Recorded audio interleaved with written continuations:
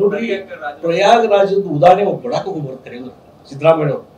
ಯಾಕಂದ್ರೆ ಕೋಟ್ಯಾಂತರ ಜನ ತಿಂಗಳುಗಟ್ಟಲೆ ನಡೀತು ಆ ದರ್ಶನ ತೆಗೆದುಕೊಳ್ಳೋ ಆ ಮೂವ್ಮೆಂಟ್. ಒಂದು ಯಾವುದೋ ಒಂದು ಒಳ್ಳೆ ಮೂವ್ಮೆಂಟ್ ಅಂತೇಳಿ ದರ್ಶನ ತೆಗೆದುಕೊಂಡು ಹೋದಾಗ ಕಾಲ್ತುಳಿತಾದಂಥದ್ದು ತಿಂಗಳುಗಟ್ಟಲೆ ಯಶಸ್ವಿ ಆದಂಥ ಕಾರ್ಯಕ್ರಮ ಮಾಡಿದ್ರು ಯೋಗಿಯವರು.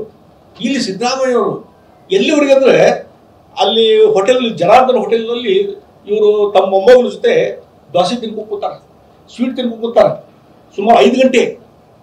ನಾ ಟಿವಿ ಒಳಗೆ ನಾನು 2-3 ಮೇಲೆ ನೋಡಿದ್ರೆ ಆಗಲೇ ಸದ್ಯದ್ದೆಲ್ಲ ಸುದ್ದಿ ಬಂದದೆ.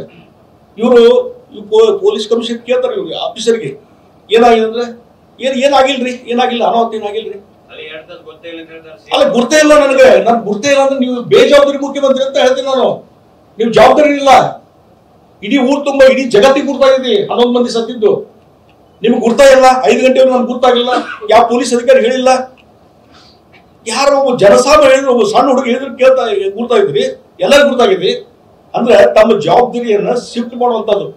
ಇದು ನಾಚಿಕೆಗೇಡಿನ ಸಂಗತಿ ಅಂತ ಹೇಳಿದ್ರೆ ಸಿದ್ದರಾಮಯ್ಯ ಅವ್ರಿಗೆ. ನನಗೆ ಗುರ್ತಾ ಇಲ್ಲ ಅಂತ ಹೇಳೋದು, ನೀವು ಮುಖ್ಯಮಂತ್ರಿಯಾಗಿ 1 ನಿಮಿಷ ಮುಂದುವರಿಲಿಕ್ಕೂ ನಿಮ್ಗೆ ಅರ್ಹತೆ ಇಲ್ಲ ಅಂತ ಹೇಳ್ತೇನೆ ನಾನು. ಒಂದ್ ಮಿನಿಟ್ ನೀವು ಮುಂದುವರಿಲ್ಲ ಸಾಧ್ಯ ಇಲ್ಲ, ನಿಮ್ಗೆ ಗುರ್ತಿಲ್ಲ ಅಂತಂದ್ರೆ. ಈ ರೀತಿ ಬೇಜವಾಬ್ದಾರಿತನ ಹೇಳಿಕೆ ಕೊಡಲೇಬಾರದು ಮುಖ್ಯಮಂತ್ರಿಯಾಗಿ. ಅದಕ್ಕಾಗಿ ಇದ್ರ ಮೇಲೆ ಹೇಳ್ತೀನಿ, ನಿಮ್ಗೆ ಅಧಿಕಾರದಲ್ಲಿ ಮುಂದುವರಿಲಿಕ್ಕೆ 1 ನಿಮಿಷದಷ್ಟು ನೈತಿಕ ಹಕ್ಕಿಲ್ಲ ಅಂತ ಹೇಳ್ತೀನಿ.